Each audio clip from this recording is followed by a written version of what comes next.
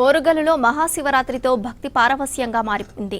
హనుమకొండలోని 1000 స్తంభాల ఆలయం, రామప్ప, సిద్ధేశ్వర ఆలయం భక్తులతో కిటకిటలాడుతోంది. మహాలింగార్చన నిర్వహిస్తున్నట్లు అర్చకులు తెలిపారు. మట్టితో 365 శివలింగాలు చేసి ప్రత్యేక అభిషేకాలు చేస్తున్నట్లు తెలిపారు. మహాశివరాత్రి సందర్భంగా ఆలయాలపై మరింత సమాచారం వరంగల్ నుంచి కృష్ణమోహన్ అందిస్తారు. కృష్ణమోహన్, వరంగల్లో మహాశివరాత్రి వేడుకలు ఎలా జరుగుతున్నాయి? నుంచి కూడా ఓరుగల్లు మొత్తం భక్తి పారవశ్యంగా మారింది. మహాశివరాత్రి కావడంతో ఆలయాలన్నీ కూడా శైవక్షేత్రాలు భక్తి నామస్మరణతో మారుమోగుతున్నాయని చెప్పవచ్చు. ఎడు చూసిన శివనామస్మరణే ఉంది. అయితే శివుడికి సంబంధించినటువంటి ప్రత్యేకంగా ఈ రోజంతా పూజలు చేయడం, అభిషేకాలు చేయడం, స్వామివారిని శక్తి కొలిది పూజించడం అని చేస్తారు. దీంతో మొత్తం ఆలయాలన్నీ కూడా ఎడు చూసిన భక్తులతోటి కిటకిలాడుతున్నాయి. సేమ్ టైంలో శివరాత్రి అంటేనే శివుడి జన్మించినటువంటి రోజు. అయితే మన శాస్త్ర ప్రకారం అయితే ప్రతిరోజు కూడా మనిషి ప్రతి ఒక్కరు కూడా ప్రతిరోజు లింగానికి పూజ చేయాలంటారు. కానీ కలి ప్రభావంతో ఇలా లింగంకు పూజ చేయడం కానీ అవి చేయలేరు అనేది అంటారు. అందుకోసమే ఏడాదిలో ఒక్కసారి అయినా కానీ ఈ మహాలింగార్చన చేయడం ద్వారా 365 లింగాలను పూజించడం ద్వారా ఆ పుణ్యం లభిస్తుందనేది భక్తుల విశ్వాసం. అందుకనే మహాలింగార్చన మామూలు రోజుల్లో చేయడం ఎంత ప్రాధాన్యత ఉన్నా అందులోనూ శివుడికి జన్మించినటువంటి మహాశివరాత్రి రోజు మహాలింగార్చన చేస్తే కోటి జన్మల పుణ్యం లభిస్తుంది అనేది భక్తుల విశ్వాసం. అందుకే ఈ శివరాత్రి చూస్తే టెంపుల్స్లలో కావచ్చు, ఇళ్లలో కావచ్చు, ఎడు చూసినా ఆ శివుడి నామస్మరణ, ఆ శివుడికి సంబంధించినటువంటి పూజలు ఇవే కొనసాగుతాయి. శివుడు అంటేనే బోలాశంకరుడు, ఆయన అభిషేక ప్రియుడు. అందుకే నీళ్లతోటి అభిషేకం చేసినా, పంచామృతాలతో చేసినా, పండ్లతోటి ఉన్నటువంటి రసాలతోటి అభిషేకం చేసినా, ఏ విధంగా చేసినా ఆయన కరుణ లభిస్తుంది అనేది చెప్తారు.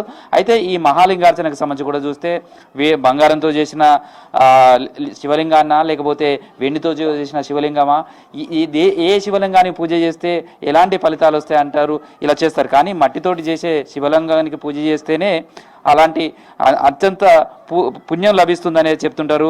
అయితే మహాలింగార్చనకి కూడా చూస్తే 12 ఆవరణలు ఉంటాయి.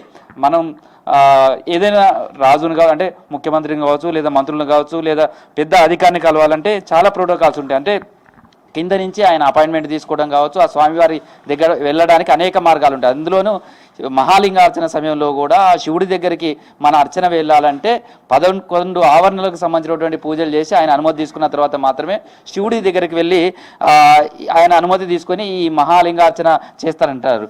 అయితే అసలు మహాలింగార్చన చేయటం వల్ల ఎలాంటి పుణ్యం లభిస్తుంది, ఈ మహాలింగార్చన మామూలు రోజులు చేసేదానికి ఈ శివరాత్రి రోజు చేయడానికి ఉన్నటువంటి ప్రాధాన్యత, దీన్ని కూడా తెలుసుకునే ప్రయత్నం చేద్దాం. అసలు మహాలింగార్చన అంటే ఉదయం నుంచి కూడిస్తే టెంపుల్స్ అన్నీ కూడా భక్తి పారవశ్యంగా మారాయి. శివుడికి అభిషేకం చేస్తున్నారు, రకరకాల పూజలు చేస్తున్నారు, ఇవాళ ఉపవాసం ఉంటారు, తర్వాత జాగరణ చేస్తారు. కానీ మహాలింగార్చననే ఎందుకు చేయాలి?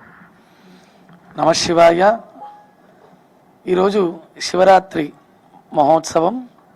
శివరాత్రి రోజు ఎవరైతే భక్తులు ఆ శివుణ్ణి ఆరాధన చేస్తారో, అర్చిస్తారో, అభిషేకం చేస్తారో, వారికి ఏ కోరికలు ఉన్నా కానీ ఆయన భోలాశంకరుడు మీరన్న విధంగా ఏది కావాలంటే అది స్వామివారు మనకు ఇస్తాడు. అందులో ఈ సందర్భంలో అనేక మంది దేవాలయాలకు వెళతారు, అభిషేకం చేసుకుంటారు, ఇంట్లో ఉన్నటువంటి లింగాలకు అభిషేకం చేసుకుంటారు. ఈ సందర్భంలో ఇక్కడ చేస్తున్నటువంటి కార్యక్రమం మహాలింగార్చన అనగా ఏమిటి అనంటే, ప్రతి మానవుడు కూడా తారతమ్యం లేకుండా పుట్టినవాడు ప్రతివాడు కూడా రోజు ఒక లింగాన్ని మట్టితోని చేసుకొని అభిషేకం చేయాలి అని మనకు శాస్త్ర వచనం ఉంది. కానీ కలి ప్రభావం వలన మనం చేయలేకపోతూ ఉన్నాము. ఈ సందర్భంలో మహాలింగార్చన అంటే 365 లింగాలు ఉంటాయి. ఈ 365 లింగాలకు సంవత్సరంలో ఒక పర్యాయము ఎవరైతే ఆరాధన చేసి, అర్చన చేసి, అభిషేకం చేస్తారో వాళ్ళకు సకలైశ్వర్యాలు సిద్ధిస్తాయి, ఆ పరమేశ్వరుడు ప్రసాదిస్తాడు. శివుడికి సంబంధించి చూస్తే లింగం అనేది కూడా కొన్ని చోట్ల బంగారం లింగం శివుడి లింగం ఉంది. అదేవిధంగా వెండితోటి చేసిన, మనం ఇప్పుడు టెంపుల్స్ కాకతీయుల కాలం ఉంటే రామప్ప కావచ్చు, 1000 స్తంభాలు కావచ్చు, గ్రానైట్ తోటి చేసినటువంటి శివలింగం ఉంటుంది. కానీ ఇక్కడ చూస్తే మట్టితోటి చేసినటువంటి ఈ శివలింగాలు. అంటే అసలు ఏ శివలింగం సంబంధించినటువంటి చేస్తే పుణ్యం ఉంటుంది? బంగారం శివలింగాన్నే పూజ చేయాలా, మట్టితోటి శివలింగానికి పూజ చేసినా, అభిషేకం చేసినా అంతటి పుణ్యం వస్తుందా? పరమాత్ముడు అందరికీ సమానమే అని మనకు శాస్త్రవచనాలు అనేకం కనబడుతూ ఉన్నాయి. ప్రతి వాడు చేసుకోవాలి. అంటే వాడు బంగారు లింగాన్ని కానీ వెండి లింగంతో కానీ చేసుకోలేడు.